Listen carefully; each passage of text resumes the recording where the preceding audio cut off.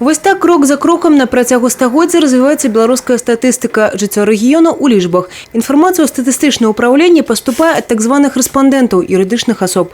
У мінулым годзе адбыўся і перапіс насельніцтва, у гэты раз з дапамогай інавацый. Перепись проводится один раз в 10 лет. Да? Это очень масштабное мероприятие, ему предшествовал большой подготовительный момент. Было интересно работать именно в сам период проведения переписи, потому что были определенные новшества. Да?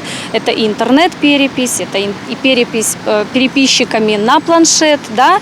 И потом во время обработки этих данных, конечно, появляются новые характеристики, изменяются, можно так сказать, характеристики нашего населения. Сёння ў галоўным статыстычным управленні Брэскай вобласці працуюць звыш 200 чалавек. Ірына Плесюк усміхаецца. Гэта той выпадак, калі любоў да лічбаў узаемная. Я научилась анализировать информацию, читать и делать выводы, то есть именно видеть цифры. Цифры изнутри, не просто как число, а что они обозначают. Профессия интересная, профессия разноплановая, каждый день что-нибудь бывает интересное. Я пришла сюда как бы так. У меня мама работала в управлении, то есть мне было интересно, что она делает, то есть хотелось быть немножко причастной к этому. 35 гадоў працуе з лічбамі і Галіна Вашейка. Мне всегда нравились цифры. Как бы мне математика была по душе и ближе цифры, поэтому как-то так получилось, что выбрала именно статистику. Ничуть не жалею, потому что это очень интересная профессия, работа очень интересная, потому что цифры это не просто какие-то что-то сухое, это же все, цифры это живые, они отражают нашу жизнь, они показывают, отражают все, чем мы живем, как мы живем. Развивается общество, развивается экономика, поэтому все новое и новое нужна информация. И, в общем-то, органы статистики, они идут в ногу с этим. Да? Кроме того, могу сказать, что сегодня статистика Беларуси, она, в общем-то, соответствует самым высоким международным стандартам.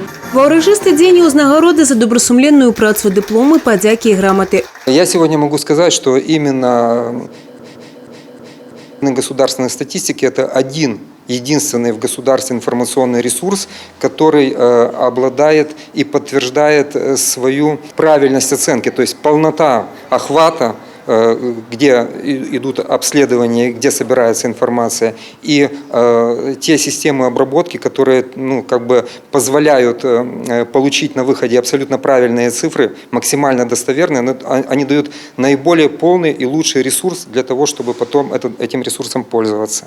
У гэты дзень у брэскім гарадскім садзе з'явілася новая альтанка, побач і другая ад Цэнтра інфармацыйных тэхналогій Нацыянальнага статыстычнага камітэта.